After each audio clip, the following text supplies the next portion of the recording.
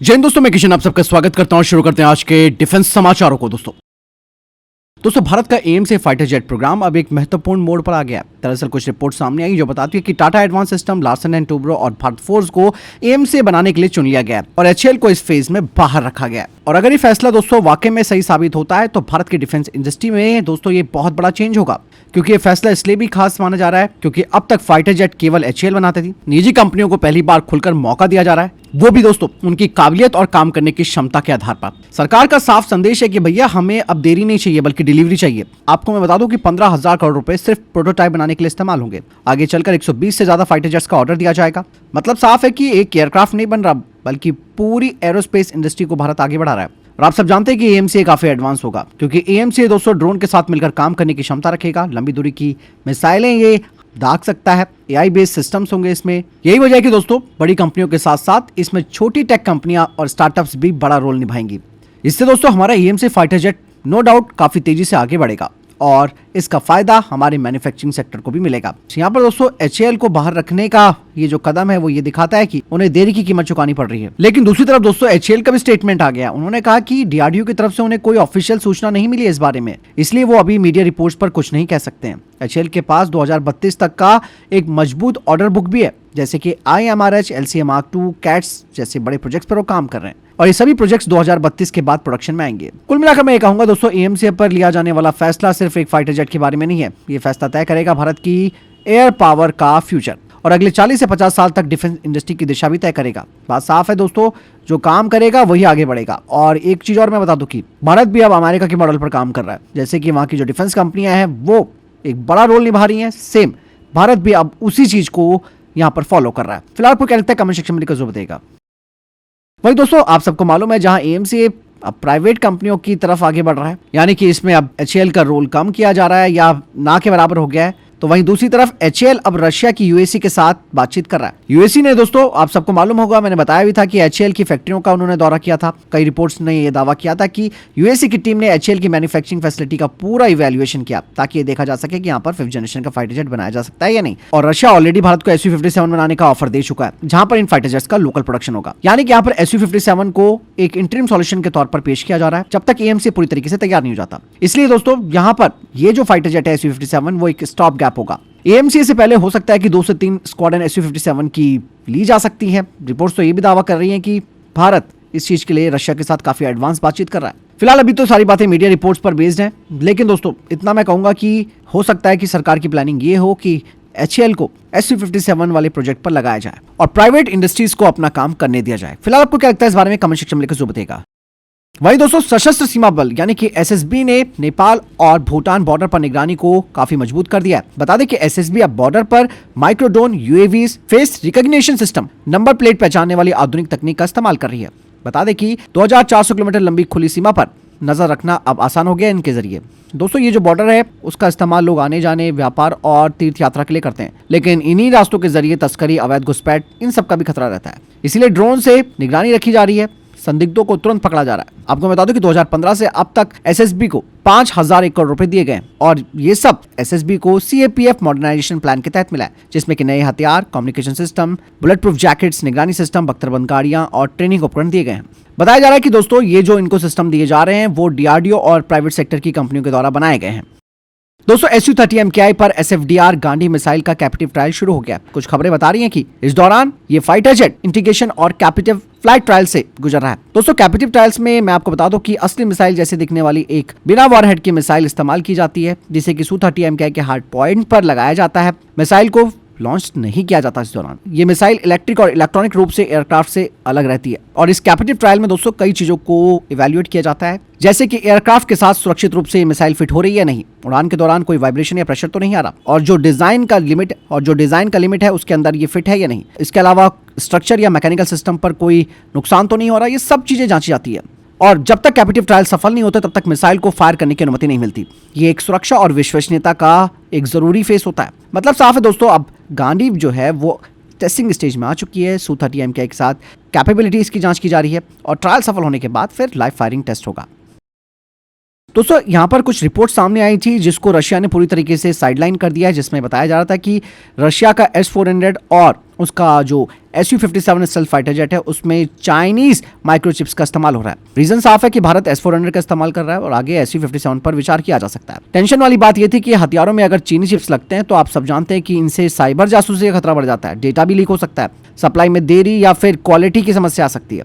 लेकिन यहाँ पर रशिया ने दोस्तों साफ तौर पर कह दिया है कि हाई एंड हथियारों में लगने वाली जो संवेदनशील माइक्रोचिप्स है उन्हें रशिया खुद अपने देश में बना रहा है और पूरी तरीके से 2027 तक उनके पास ये चिप्स तैयार हो जाएंगी। और यहाँ पर रशिया ने एक मैसेज और दिया है, उन्होंने कहा कि जो उनके महत्वपूर्ण हथियार सिस्टम होते हैं उसका दिमाग किसी विदेशी हाथ में नहीं होता है, क्योंकि आप सब जानते हैं S-400 एयर डिफेंस का हमारा काफी मजबूत हिस्सा है। 5th जनरेशन फाइटर जेट लेते समय हमें सिक्योरिटी और भरोसा भी चाहिए। ऐसे में रशिया का यह जवाब काफी पॉजिटिव माना जा सकता है, क्योंकि दोस्तों आज की जंग केवल मिसाइल, इंजन और रडार तक सीमित नहीं है, बल्कि असली ताकत मानी जाती है सॉफ्टवेयर, कोड और इलेक्ट्रॉनिक चिप्स। इसीलिए भरोसा सिर्फ हथियारों पर नहीं, उसके अंदर लगे चिप्स पर भी होता है, क्योंकि दोस्तों आज की स्ट्रैटेजिक लड़ाई आसमान में नहीं, चिप के अंदर में भी लड़ी जा रही है। फिलहाल आपको क्या लगता है, कमेंट सेक्शन में लिखकर जरूर बताइएगा। दोस्तों आपने देखा होगा कि हाल ही में हमारी CDS जनरल अलीन चौहान जी अर्मीनिया गए। ऐसे में दोस्तों अब खबरें ये आ रही है कि अर्मीनिया भारत से एयर टू एयर मिसाइलें खरीदने पर बातचीत कर रहा है और यहाँ पर जो मिसाइल है वो है अस्त्र मिसाइल को लेकर बात हुई है और साथ ही साथ अर्मीनिया अपने जो Su-30 फाइटर जेट्स हैं उन्हें भी अपग्रेड करने पर भारत के साथ बातचीत कर रहा है। अस्त्र मिसाइल आप सब जानते हैं DRDO ने बनाया है, ये इंडियन एयरफोर्स में ऑपरेशनल मिसाइल बन चुकी है। मौजूदा रेंज 110 किलोमीटर है और आगे 160 किलोमीटर की रेंज हो सकती है और इस रेंज के साथ इसके ट्रायल्स इस साल होने वाले हैं और अगर डील फाइनल हो जाती है तो अर्मीनिया को 160 किलोमीटर वाला अस्त्र का वेरिएंट मिलेगा। आपको मैं बता दूं कि ऑपरेशन सिंदूर के दौरान दोस्तों भारत ने अस्त्र मार्क 1 को डिप्लॉय तो किया था, लेकिन इस मिसाइल को दागा नहीं था। और यही नहीं दोस्तों, अस्त्र मार्क 2 पर भी काम चल रहा है जिसकी रेंज 220 किलोमीटर से ज्यादा होगी। यहाँ पर अर्मीनिया के पास दोस्तों Su-30 SM फाइटर जेट्स हैं और ये जेट्स Su-30 MKI से काफी मिलते जुलते हैं। यही वजह है कि अर्मीनिया के फाइटर जेट्स पर तकनीकी रूप से इन मिसाइलों को लगाना आसान होगा, कोई ज्यादा बड़ा चेंज नहीं करना। और अर्मीनिया को सबसे बड़ा फायदा ये होगा कि उनको लंबी दूरी की ये आधुनिक मिसाइल मिलेगी और वो भी कम खर्चे में। भारत का दोस्तों अस्त्र प्रोजेक्ट जो है वो केवल एक टेस्ट प्रोजेक्ट नहीं है, बल्कि जंग लड़ने के लिए तैयार सिस्टम माने जा रहे हैं। वही दोस्तों फ्रांस और भारत की जो डिफेंस साझेदारी है वो अब एक बहुत ही इंपॉर्टेंट मोड़ पर आ चुकी है। रक्षा सचिव राजेश कुमार सिंह ने इस बात को कह दिया है कि फ्रांस और भारत के बीच 2 बड़े रक्षा समझौतों पर बातचीत काफी तेज हो रही है और ये दोनों डील भारत के एरोस्पेस का फ्यूचर चेंज कर सकती है। यहाँ पर पहली जो सबसे बड़ा स्टेप होगा वो AMC के लिए स्वदेशी इंजन का है। फ्रांस की कंपनी साफ्रान भारत में AMC फाइटर जेट इंजन तैयार करेगी जो कि 120 किलोन्यूटन थ्रस्ट जनरेट करेगा। और सबसे बड़ी बात दोस्तों यहाँ पर यह है कि इस इंजन प्रोजेक्ट में भारत पूरा पैसा देगा और साथ ही साथ भारत को इसमें पूरी टेक्नोलॉजी ट्रांसफर मिल रही है। यानी कि दोस्तों भारत सिर्फ लाइसेंस इंजन नहीं बनाएगा, बल्कि इंजन का डिजाइन भी खुद बनाएगा और उसे डेवलप भी करेगा। और अगर ये प्रोजेक्ट सफल हो जाता है तो दोस्तों भारत भी एलिट क्लब में शामिल हो जाएगा, जो कि विदेशी इंजनों पर निर्भर नहीं रहते हैं और AMC का फ्यूचर वेरिएंट स्वदेशी इंजन से ही उड़ेगा। दूसरी बड़ी डील 114 रफाल फाइटर जेट को लेकर आ रही है। उन्होंने कहा कि यह प्रस्ताव जो है वो डिफेंस प्रोक्योरमेंट बोर्ड से मंजूरी पा चुका है, यानी कि सबसे इंपॉर्टेंट जो पड़ाव होता है उसे इसने पार कर लिया है। और राफेल फाइटर जेट केवल एक डील नहीं है दोस्तों, इसमें 60% टेक्नोलॉजी ट्रांसफर भारत को मिलेगी। नागपुर में रफाल का निर्माण होगा और इवन भारत बनेगा राफेल फाइटर जेट का मैन्युफैक्चरिंग हब और इससे हजारों को नौकरियां भी मिलेंगी। सप्लाई इकोसिस्टम और मेंटेनेंस भारत में डेवलप होगा, भारत की एयर पावर मजबूत होगी और हमारी स्क्वाड्रंस की स्ट्रेंथ को थोड़ी राहत जरूर मिलेगी। बात साफ हो जाती है कि रफाल फाइटर जेट हमारी आज की सुरक्षा है तो AMC का इंजन कल की आत्मनिर्भरता है। आपको क्या लगता है इस बारे में कमेंट सेक्शन में लिखकर जरूर बताइएगा। और ये डील फाइनल हो जाती है तो भारत ग्राहक नहीं बल्कि टेक्नोलॉजी पार्टनर बनेगा। वही दोस्तों भारत ने केनिया को अपने LCA तेजस मार्क 1 फाइटर जेट का ऑफर किया है और ये ऑफर भारत ने इंडिया कीनिया डिफेंस एग्जीबिशन 2026 में केनिया को दिया है। दरअसल केनिया को यहाँ पर नए फाइटर जेट्स की सख्त जरूरत है। उनके पास F5 फाइटर जेट्स हैं जो कि 50 साल पुराने हो चुके हैं। मेंटेनेंस महंगा हो गया, स्पेयर पार्ट्स तो नामुमकिन है इनका मिलना, मतलब ये अपनी उम्र पूरी कर चुके हैं। ऐसे में तेजस मार्क 1 है दोस्तों, जो कि एक आधुनिक सुपरसोनिक फाइटर जेट है। आइस रडार और आधुनिक सिस्टम के साथ ही आएगा और इसमें अत्याधुनिक मिसाइलें भी लगी होंगी। मतलब साफ है कि कीनिया के लिए कम खर्च और आसान मेंटेनेंस होगी। कीनिया के पड़ोसी देशों के पास Su-27 और Su-30 जैसे फाइटर जेट्स हैं, इसलिए कीनिया को भी अब अपनी एयर पावर मजबूत करनी पड़ रही है। भारत यहाँ पर केवल उनका फाइटर जेट नहीं दे रहा, बल्कि ट्रेनिंग सपोर्ट भी देगा, इवन मेंटेनेंस सपोर्ट भी देगा और फाइनेंस का ऑप्शन भी देगा। और यहाँ पर मैं आपको बता दूं कि इंजन की कमी भी अब धीरे धीरे खत्म हो रही है। GF404 इंजन की सप्लाई फिर से अमेरिका ने शुरू कर दी है, जिससे तेजस मार्क 1 का प्रोडक्शन भी बढ़ेगा।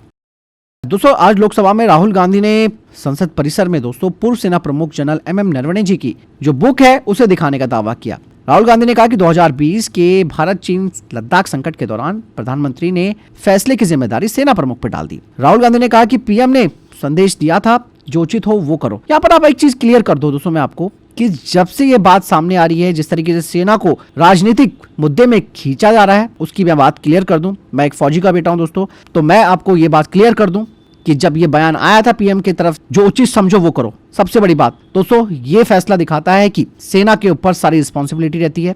यहां पर कोई नेता सेना के फैसलों के आगे नहीं बोल सकता। सेना को फ्री हैंड दे दिया गया था कि भैया आपने जो करना है वो करो। अगर चीनी टैंक आ रहे हैं हमारी सीमा में, अगर आपको फायर करना है तो आप कीजिए।